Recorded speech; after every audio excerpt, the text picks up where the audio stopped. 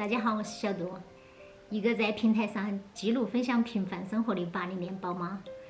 正因为平凡，所以在这里很感激我的粉丝，因为有你们的关注，让我觉得我这样记录平凡的生活也变得不平凡了，变得更有意义啊！非常的感谢。由于近期，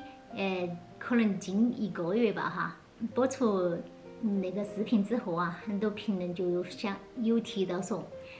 我对2个孩子哈有一定的偏心，所以说今天我就跟大家分享一下我跟大美的一些过往，也聊聊往事吧。记得当时我跟庞哥刚结婚不久哈，2个都还在外面打工，而且是裸婚哈，什么都没有，还要靠自己去拼搏。所以说，当初怀上他之后，也没有离开工作岗位，直到生的那天都还在上班哈。当然这也多亏有那个婆婆到身边来照顾哈。然后生了过后满月之后呢，又继续上班，因为当时也舍不得那份工作嘛。当然厂里也比较需要，因为当时板房里3个女生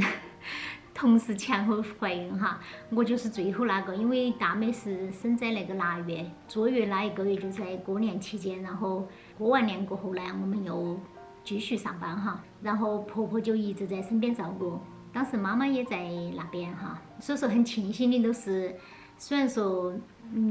怀孕4个月都在上班，但是在生产的时候双方父母都在身边，我还是感到挺幸福的哈。所以说当时大美的到来，也给我们带来的都是很大程度上的幸福感和快乐感哈。她就像成为了我们一家人的掌中宝一样，我们感到很幸福哈。而且当时生她的时候有6斤多哈，非常的健康，我们太高兴了，迎接我们第1个宝宝，很高兴。但是因为我们为了继续工作，没办法，在3个多月的时候，就跟到婆婆爷爷回老家去了。记得当时在那个火车上哈，也是特别的激动，看到他那个可爱的样子，还不停地抚摸爷爷的脑袋，还高兴得不得了。但是他不懂那种离别的感情。也许是我们想要的太多了，因为当时裸婚嘛，没车，然后我们的共同目标可能就是在县城里买套房，然后有自己的1辆车，所以说就把大美让公公婆婆带回老家去养。也正因为这样，我们无牵绊的工作，所以在这个厂里我也是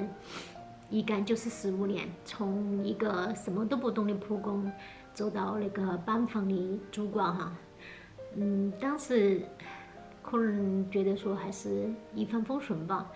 直到准备升2的过，我才辞职回到县城来带我们老大。我们大女儿也是要上小学的时候才到县城这边来的，当时都是由我妈妈，也就是由我娘家的妈妈带了2、3年，也是她3年级的时候我才回来哈。可能在我跟大女儿之间的那个感情呢，就会有所变化，从最初的亲密到后面的疏远啊，都有了一些的变化。但是后来我回来带她读书呢，就发现了很多时候可能会不听话呀，一些叛逆哈。作为我们父母心里面都其实很清楚这是什么原因造成的，所以说当时也非常难过。但是那个说啊，就说很多事情都是过去的事情，再去追究也无法挽回哈。所以说也只能珍惜当下。也就当时就回来之后就把那边房子装好了，就我跟他2个住在一起，也就是说想缓和一下这个感情嘛。其实最初还是可以的哈，我跟他一起睡一起吃，感情也慢慢的回升了。但是由于那个2妹的到来，也可能又有所变化哈。当时只是说听那个老一辈的，就是说独生子女，他以后会比较孤单。比如说老人有个啥子3长2短住院呐什么的，可能就是比较有分担嘛，不会说全部担子落在他一个人身上。当时就是这样想的，然后才想的生2胎哈。但是可能对于娃娃来说呢，可能还是有一定的影响。作为家长来说，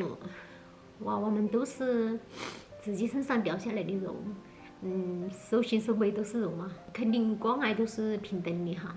但是可能还是昨天说那个话，因为孩子慢慢长大了嘛，